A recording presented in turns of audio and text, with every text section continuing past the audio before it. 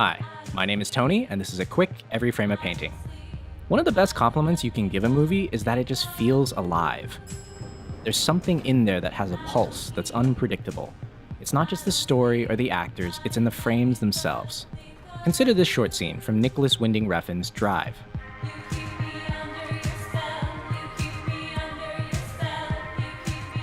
At first glance, it doesn't seem all that special. But check this out. Cover up half the frame. Notice that the right side of frame tells an entire story about these characters on its own, and the left side tells another complementary story.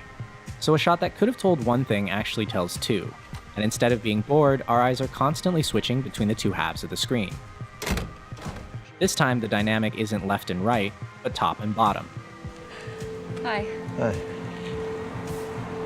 Ah, you two know each other. Don't. Up here, we have a beautiful triangle of faces and a composition full of vertical and diagonal lines. But check out what's happening below.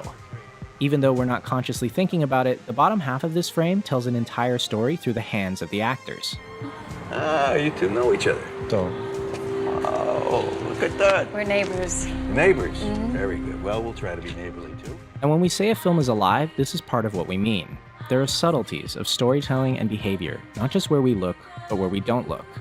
And as you watch Drive, you start to see the pattern.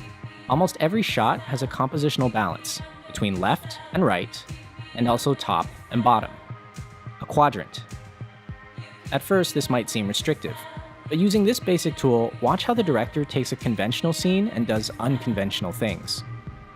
As the driver enters, he's up in the top left. So naturally, we assume the next shot will have the other person in the top right. But instead, once the shots move closer, we get two characters short-sighted like this, with tons of space behind them. Even though they want to talk,